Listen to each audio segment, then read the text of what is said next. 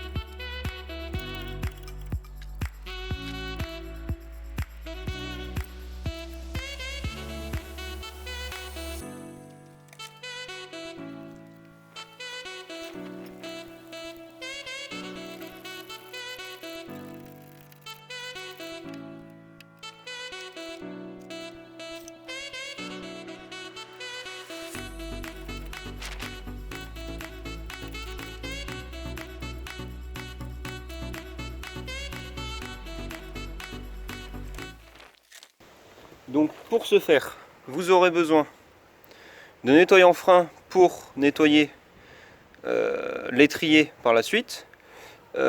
Ici c'est du 13, donc soit clé plate à œillet, soit clé à cliquer.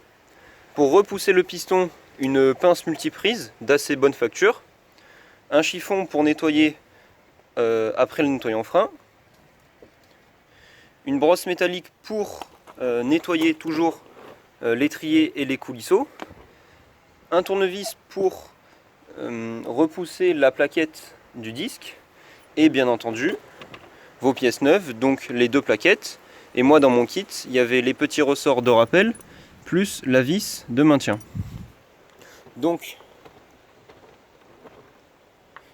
sur ce modèle c'est assez simple. Vous avez ici votre étrier, et sur ce modèle de voiture vous avez uniquement la vis d'en bas à dévisser, puisque l'autre partie de l'étrier est sur axe, donc il va pouvoir pivoter vers le haut. Donc en dessous c'est du 13, donc vous prenez votre clé à cliquer en sens anti-horaire et vous dévissez.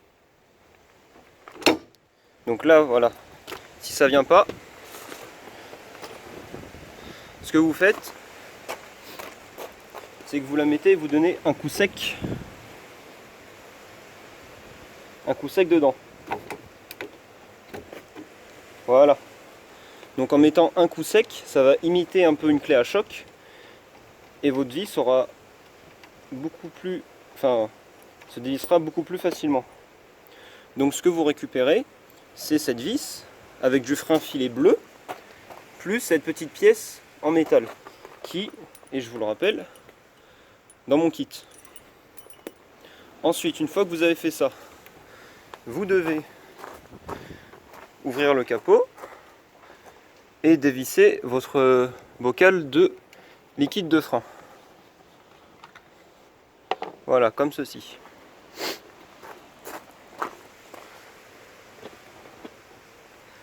L'étape d'après, ça va être de repousser le piston des plaquettes. Donc, vous avez votre piston, vous mettez le tournevis entre le piston et la plaquette et vous faites levier pour que celui-ci ne comprime plus les plaquettes.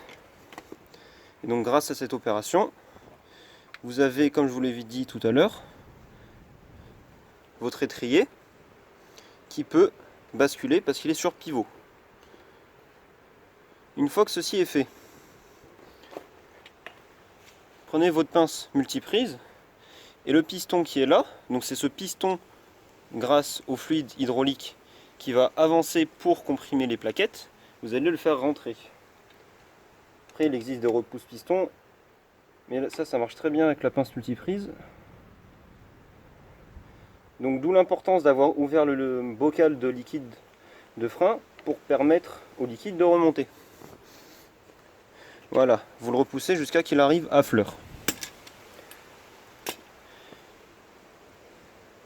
L'étape d'après, ça va être de s'occuper des plaquettes.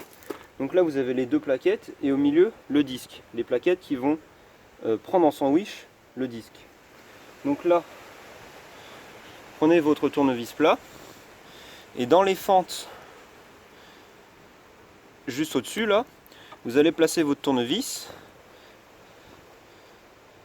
et faire levier comme vous pouvez.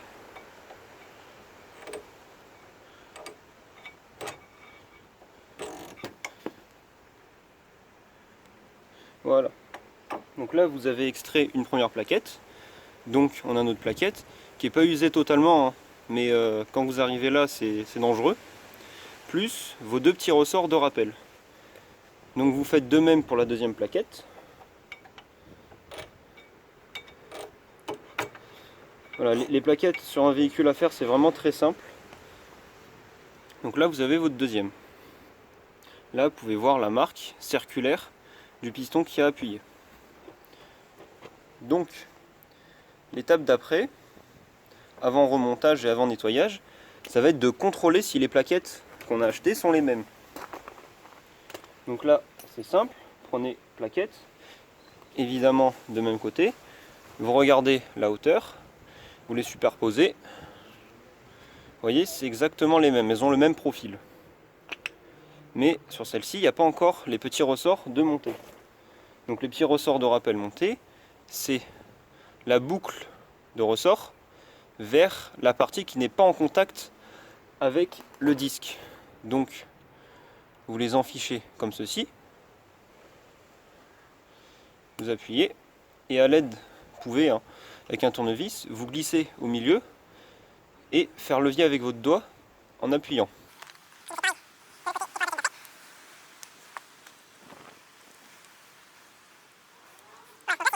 D'après, ça va être de préparer notre surface à accueillir nos plaquettes. Donc ici, là vous avez une colonnette. Pareil en haut, ça coulisse.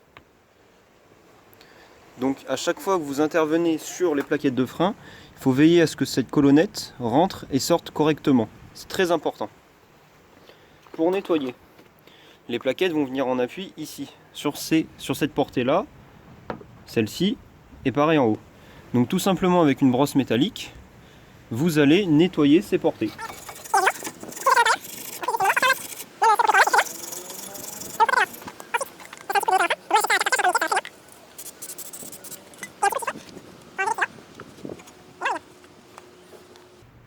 Voilà, donc pensez bien aussi à protéger le sol, hein. Donc là j'ai mis une vieille serviette de bain, histoire de ne pas polluer plus le sol qu'il n'y est. Donc ensuite, on va replacer les plaquettes. Donc pour replacer les plaquettes, c'est la partie qui demande le plus de rigueur. Donc pour placer les plaquettes, il faut de la rigueur. Donc évidemment vous prenez la plaquette du côté correspondant. Et comme je vous l'ai dit tout à l'heure, donc les portées qui sont là et là, donc qui sont parfaitement propres. Donc votre plaquette, vous allez l'insérer dans ces portées, celle-ci et celle-ci, qui doivent être extrêmement propres.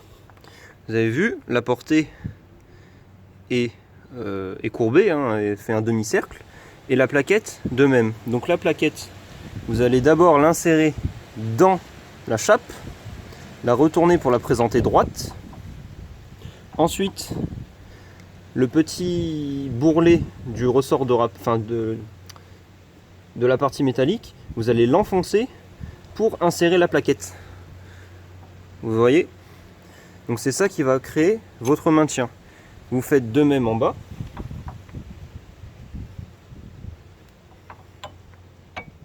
Voilà. Et là, vous plaquez bien la plaquette, voilà, contre le disque. C'est important.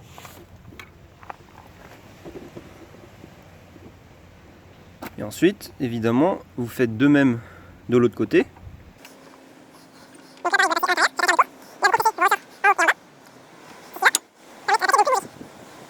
Donc là, vos deux plaquettes sont parfaitement montées avec le disque de frein pris en sandwich au milieu.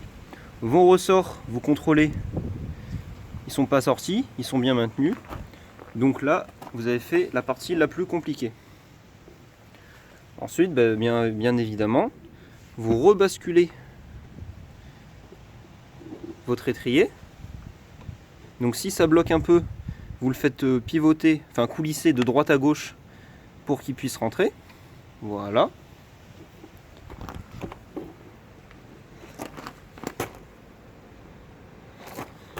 Là il va bloquer parce que la colonnette ici est ressortie, donc vous la rentrez, faites passer l'étrier, et là vous prenez votre nouvelle pièce fournie, donc avec du frein filet bleu, et vous la placez. Donc idéalement, faut serrer à la clé dynamo, mais moi j'ai pas les finances pour m'en acheter une, donc vous serrez un peu mais pas trop.